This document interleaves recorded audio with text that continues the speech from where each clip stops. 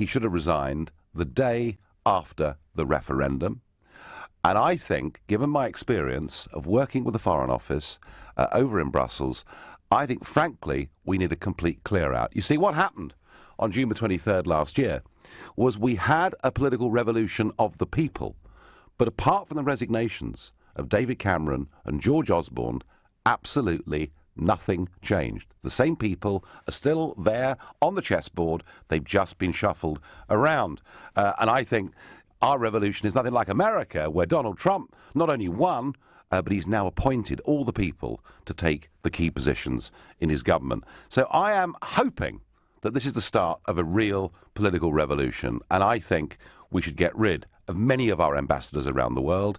I think we've got to grip and grasp this amazing opportunity that Brexit presents us, the chance to make trade deals with the rest of the world and not to be so focused on our next-door neighbours in Europe. Now, my first experience of the Foreign Office was on my first day as an MEP.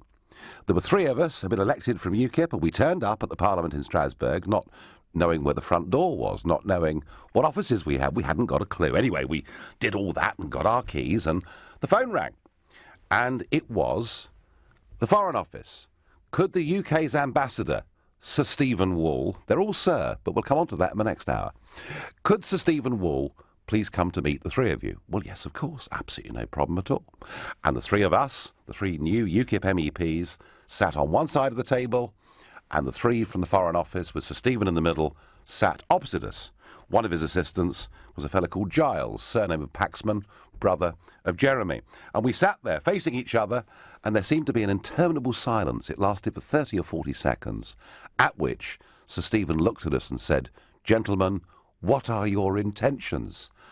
I said, "We're not terrorists. I'm not Guy Fawkes. We haven't come here to blow the place up. We've come here to represent those who don't think Britain should be a member of the Union." But it was my first brush with the Foreign Office, and I realised about a month later, when I spoke to some of the more junior members of the team back in Brussels, that there was no pretence at neutrality. You know, I thought the job of a civil servant, at least that's what we thought it had been ever since Gladstone's reforms back in the 19th century, the job of a civil servant was rather like a soldier, to do what the government asked you to do, but not to give your own opinion.